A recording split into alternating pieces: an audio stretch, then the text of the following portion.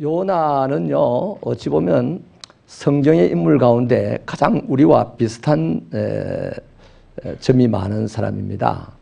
늘 부족한 것 같고 비난받을 일이 많은 것 같고 못나 보이는데 그런 사람도 하나님이 쓰시잖아요. 저와 여러분도 다른 사람과 비교해 내가 부족하고 또 내가 내 자신을 가만히 뜯어봐도 부족하고, 그래서 이 세상 가운데 내가 던져졌을 때 세상을 넉넉하게 살아간다, 승리하며 살아간다, 다른 사람 앞서서 이끌어가며 살아간다는 것은 도무지 안 될 것 같다 하는 생각이 먼저 들게 되고, 그것 때문에 자신감을 잃고 심지어는 자괴감에 빠지기도 하고, 그것이 심하여지면 마음이 병이 들어가지고 다른 사람들이 하는 말을 빼딱하게 받아들이고, 그래서 세상을 어둡게 만드는데 쓰임받는 어줍지 않은 인생들이 되기가 쉽죠. 다 그렇습니다. 저도 그렇고 여러분도 그렇고 모든 사람이 다 그렇습니다. 그러나 하나님은 이 요나를 통해서 그런 우리같이 이런 사람도 하나님은 하나님이 만지시고 빚으셔서 점점점 나은 인생이 되게 하시고, 이전에는 남들에게 끌려다니면서 아무 길을 못 펴던 인생이 세월이 지나면서 하나님께서 만지셔서 이제는 남을 이끌고 가는 사람이 되고, 이전에는 남들 앞에 서지 못해서 자꾸만 어두운 쪽으로 숨어들던 사람이 하나님께서 만져주시니까 남들 앞에서 자기가 실수하는 것조차도 부끄러워하지 아니하고 I'm sorry 하면서 상대를 끌고 갈 수 있는 그런 멋진 사람이 되는 것이니, 참으로 따라합시다. 요나, 요런 나. 이런 나를 하나님께서 만지신다면 우리는 희망이 있는 사람이요, 가능성이 충만한 사람인 줄로 믿습니다. 저는 오늘요, 이렇게 부족함이 많은 이 요나라는 사람을 읽을 때마다 사람들은 요나를 칭찬하는 법이 없습니다. 그러나 이 요나라는 사람을 통하여서 부족한 하나님의 사람이지만은 그 사람이 하나님께 감사하는 마음으로 섰을 때에 어떤 일들이 일어나는가. 다시 말하면 하나님의 사람들이 다 대단한 능력을 발휘하는 것은 아니죠. 그러나 하나님의 사람들이 감사라는 것을 통하여서 이제 능력을 발휘하는 사람으로 점점 성장해 간다는 차원에서 이 말씀을 보려고 합니다. 요나가 보여주는 것인데요, 감사라는 단어, 감사라는 마음 태도, 이런 것이 그 사람에게 무엇을 불러일으키는가, 또 무엇을 만들어내는가를 보려고 합니다. 세 가지를 보려고 합니다. 첫째는요, 감사는 사람을 여유 있게 만들어줍니다. 따라하십시다. 감사는 나를 여유 있게 한다. 여러분이요, 대통령이요, 여유가 없어 보십시오. 나라가 조금 어려울 때 대통령이 여유가 없으면요, 나라가 엉망진창이 됩니다. 이걸 어떡하냐. 옛날에 조선시대의 선조대왕 보십시오. 외놈들이 이 조선을 쳐들어온다는 소리를 들으니까 오기도 전에 보따리를 싸라, 저기 이북으로 피난을 가자, 이래가지고 나라가 온통 쑥대밭이 되지 않았습니까? 그렇습니다. 사람이요, 아무리 뭔가 없어도요, 사람이 마음의 여유가 있고 또 행동의 여유가 있으면요, 그 사람은 천에 없어도 이미지 메이킹이 어떻게 되느냐, 사람들에게 믿음직한 사람이 됩니다. 작은 문제가 하나 생겼을 때 벌쩍벌쩍 뛰면서 집안을 소동시키는 사람이 있는가 하면, 큰 문제가 생겨도요, 그 집안을 편안하게 끌어가는 사람이 있습니다. 이순신 장군을 보십시오. 나라가 그냥 없어질 위기에 서 있을 그때에도 신에게는 배가 몇 척이 됐습니까? 신에게는 배가 10척이 있습니다. 그러지 않았습니까? 그 얼마나 여유가 있습니까? 사랑하는 새벽교회 성도 여러분, 감사로 여러분의 인생이 여유있게 되기를 바라고, 감사로 여러분의 신앙생활에 여유가 있게 되기를 바랍니다.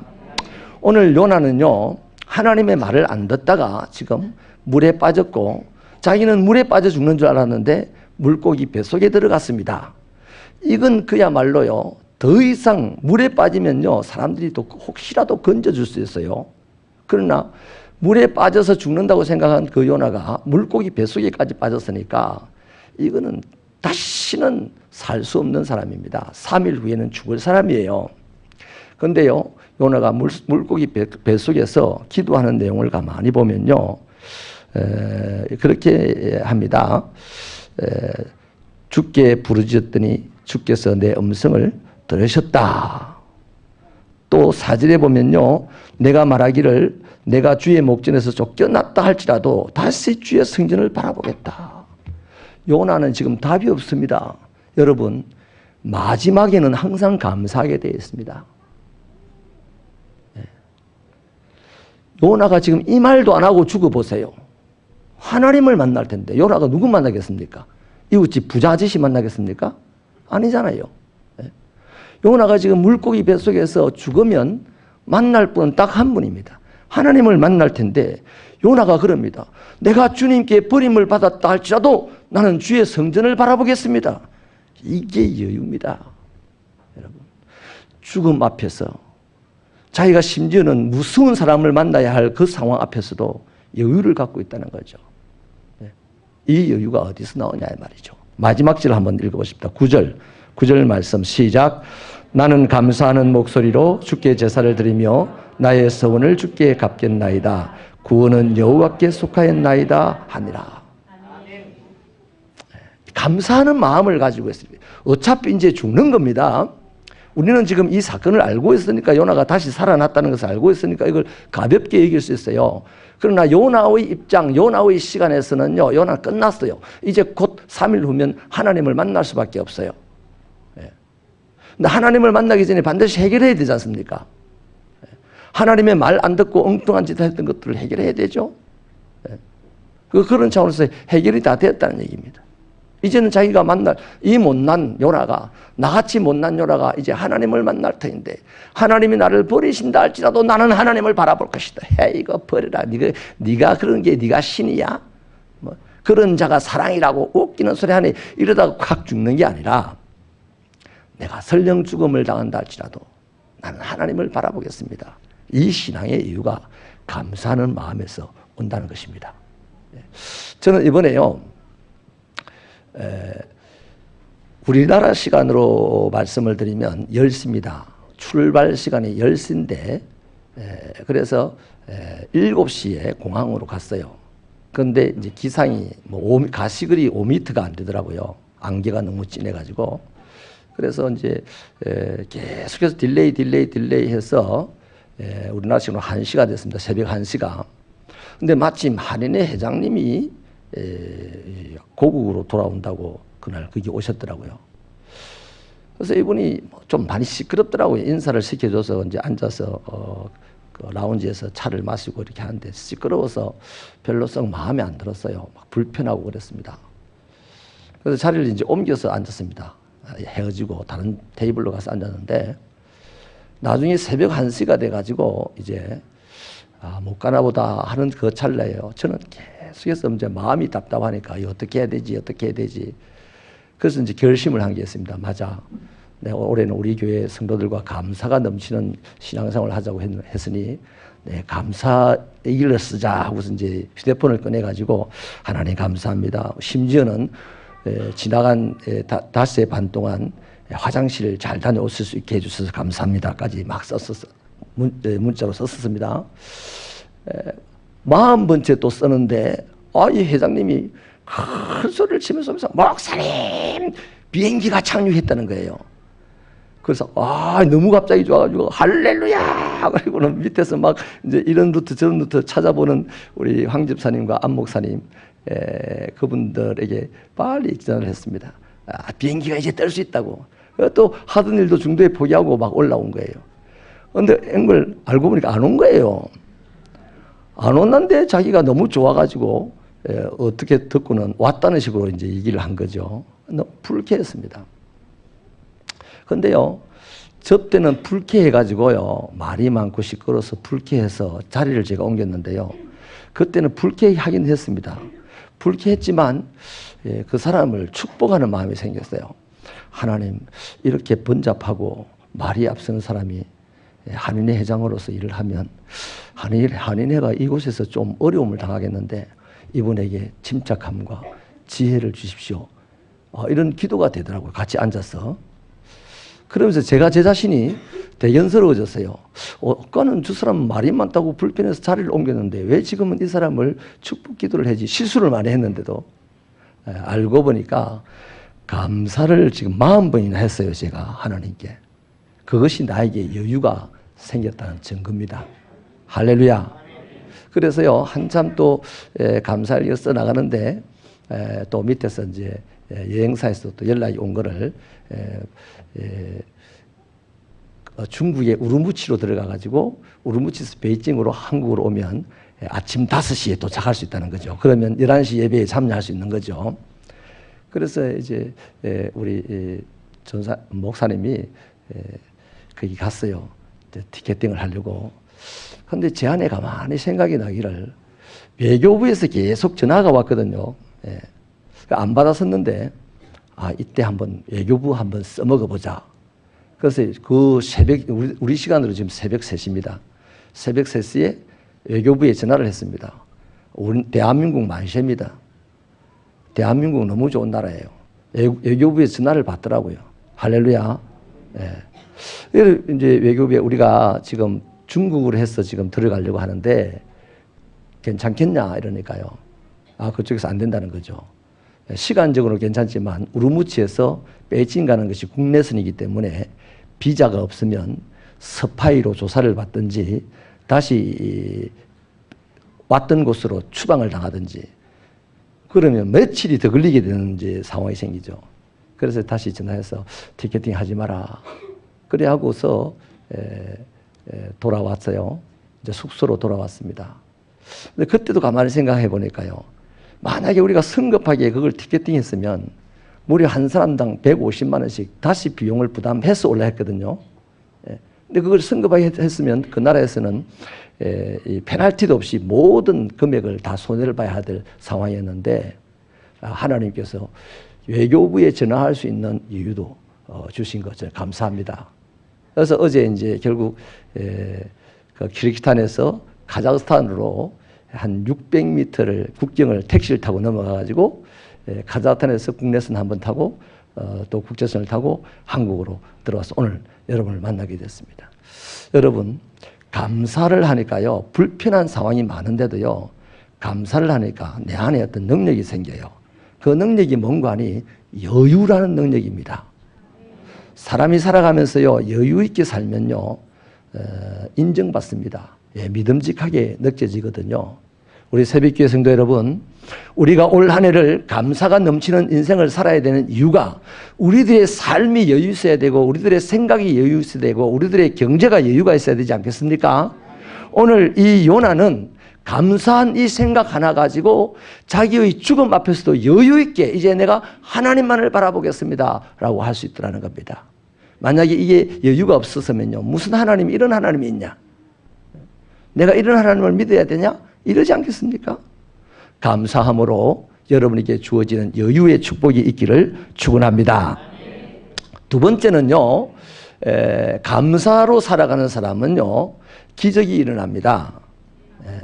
여러분 오늘 본문에 보면 요나가 9절에서요 감사함으로 기도를 했더니요 10절에 보니 뭐라고 합니까? 그 물고기에게 말씀하심에 요나를 육지에 토하니라. 그러니까 감사로 하나님께 딱 서는 이 요나의 자세를 보고 어제까지 못났어요 한 짓이라고는 죽을 짓만 한 거잖아요. 그런데 죽을 짓을 한 자가 고난 가운데서 오히려 하나님께 감사하는 마음으로 섰더니 하나님이 그에게 하나님 만날 수 있는 여유를 주셨을 뿐만 아니라 이제 그에게 기적도 주시는 거예요. 고기에게 명령하여 육지에 토하였다. 하나님께서 물고기에게 야 육지에 내어 주어라 했으니까 고기가 토해서 내놓았다는 말씀 아니겠어요? 여러분 우리가요 사방팔방 다 막혔습니다. 이래도 안 되고 저래도 안 될 때가 있어요. 그런 일이 있을 때에 감사로 인생을 충분하게 살아가신다면 그 사방팔방 막힌 내 힘으로는 열 수 없는 그것이 하나님은 한 번 열면 닫을 자가 없을 만큼 큰 능력으로 여시지 않습니까? 그래서 열리는 축복이 있다는 거죠. 이 열리는 축복이 기적같이 일어나서 사람들이 그걸 보고 야 하나님의 복을 받는 사람이다.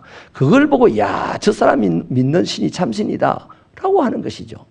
저와 여러분에게 감사함이 넘쳐서 하나님이 공급하시는 축복이 세상에는 기적처럼 보이도록 일어나는 은혜의 역사가 있게 되기를 바랍니다. 세 번째는요, 하나님 앞에 감사하면서 살아가는 사람이 뭐가 있냐면 진정한 하나님의 사람이 되게 해주시는 거죠. 다시 말하면 새 일이 열린다는 겁니다. 요나는 지금 하기 싫다 했습니다. 하나님의 일을 하기 싫어서 도망갔거든요. 근데 하나님이요 그 사람을 그럼 잘 가라 하시는 분이 아니잖아요. 하나님은 선택한 그 사람을 절대로 포기하지 않습니다. 그 사람이 못난 짓을 하면 때로는 때려서라도 그 사람을 바른 일을 하게끔 하나님이 인도해 가셔서 그로 하여금 바른 일을 하여서 진정한 하나님의 일꾼이라는 소리를 듣도록 하시고 그 상황에서 하나님은 영광을 받으시는 분이십니다. 아멘입니까? 그래서요 요나가 이제 이 3장 이후로 가보면 다시 니느웨에서 뭐합니까? 니느웨에서 나 이제 안 할래 하고 그냥 또 다시 써가려고 온갖 작업을 합니까? 그렇지 않습니다. 아직은 못났지만 여전히 못났음에도 불구하고 그 생각이 그래도 하나님의 일을 하는 사람으로 섰어요. 감사하면 진정한 하나님의 일꾼이 되게 해주신다는 것입니다. 그 하나님의 일꾼은 세상의 교훈이 되고 세상을 끌어가는 리더가 되는 것이죠. 미국의 한 흑인 소년이 남들은 다 학교를 다니는데 가난해서 학교를 못 갔어요.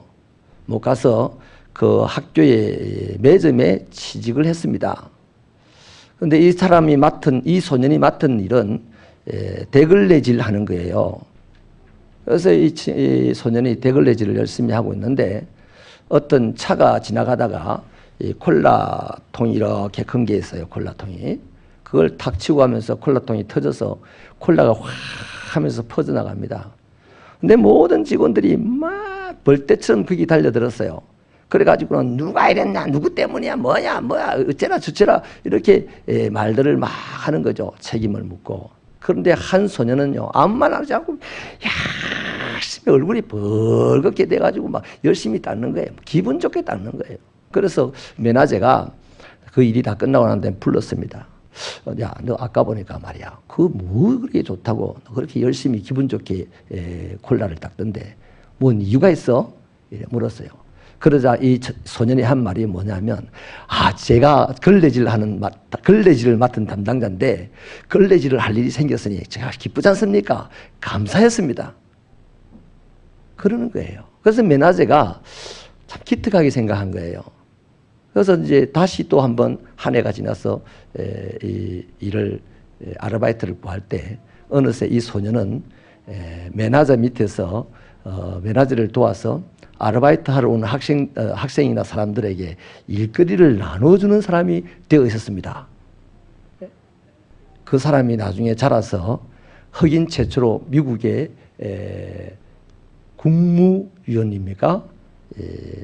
우리나라로 치면 뭐예요? 국무장관인데 국무총리죠. 콜린 파월이라고 하는 미국 최초의 흑인 합참 의장 겸 국무총리가 되었습니다. 미국에서 대통령감으로 가장 존경을 받았지만 본인은 대통령 출마하는 것을 포기했던 그런 훌륭한 사람입니다. 그분의 자서전에 이런 말이 써져 있습니다. 누군가 나를 보고 있었다. 메나제가 자기를 보았다는 거죠. 걸레질하는 자기를 보았다는 거예요. 그런데 이 사람은 자기 맡은 일이 걸레질인데 걸레질을 할 만한 일거리가 있음에 감사해서 열심히 했다는 겁니다. 남들은 누가 이걸 쏟았냐고 비난하고 서로 책임을 물을 때 유난히 이 사람 감사하는 마음으로 일하는 이 사람은 누군가의 눈에 들더라는 거죠. 메나제의 눈에 들었다는 거죠. 그리고 그 다음 한마디 또 덧붙입니다. 누군가 지금도 보고 있다.